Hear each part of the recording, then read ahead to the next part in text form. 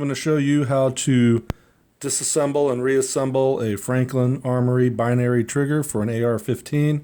I found plenty of videos that showed how to install this trigger, but never one that went through the complete teardown and reassembly.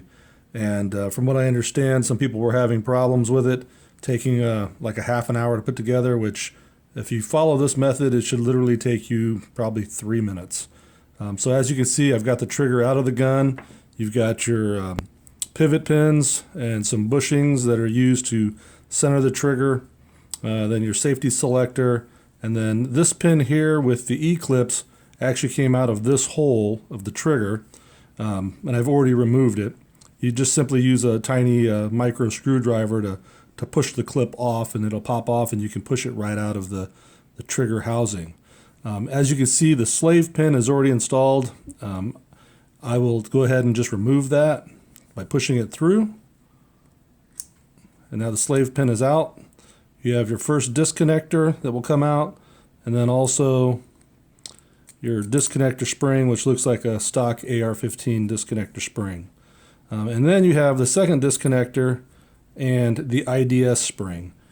And where people were having a lot of trouble was with the IDS spring being reinstalled and then getting the slave pin in. And what I was able to find is that if you just take the trigger housing, the first sear in the IDS spring, and just drop it inside the slot, like so, that if you keep your finger on the back of it, you can just slide it while keeping the sear against the trigger housing into the trigger together. And then if you allow it to slide back, you can still see that the spring is in there, and it's no longer completely covering the hole inside the trigger. At that point, just take the slave pin and kind of slowly just work it in there. There should be almost no spring tension that you have to fight. And it's kind of hard to do because I'm trying to stay out of the way of the camera. But as long as you keep that slave pin in place, it'll go right there, and the IDS spring is inside. And if you were to well, it actually fell out in that case, but actually it looks like this might be an easier method, is just to roll the IDS back in. Okay, well then just start over real quick.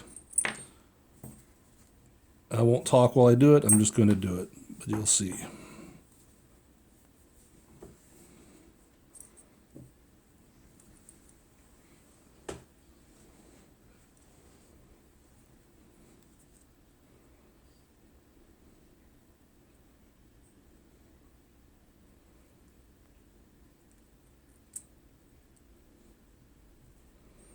Once you have the slave pin in,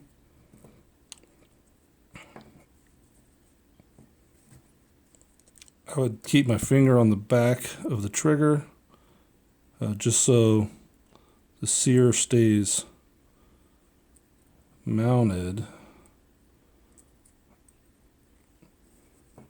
Then put your AR-15 trigger back in, or your AR-15 disconnector back in. And that kind of just slides down in through the top.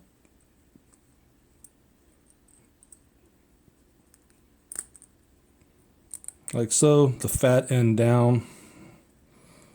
Then take this disconnector, and what I do here is I just drop the slave pin back down a little bit until it clears enough that this disconnector will just fall right in place.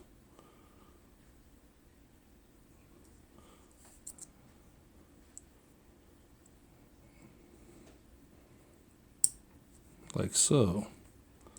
Then you just wiggle it around a little bit, and the slave pin should pop right through.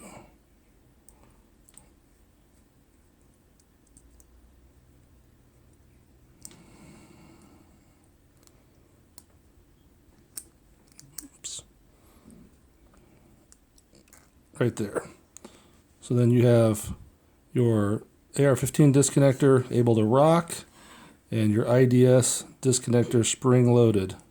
And that's all there is. Reassembly is You know, as it's in the instructions, the little E-clip pin will just go right through, and then you just slip the E-clips on where they go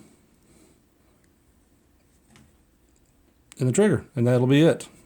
I'll do the E-clips later.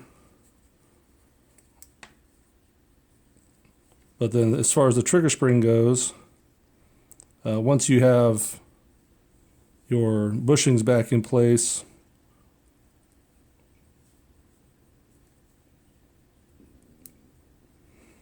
this should go on like so.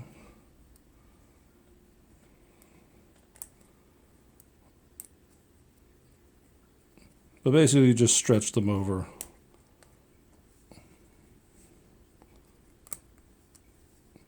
The housing, and that's it. Oops. Okay, thank you for watching.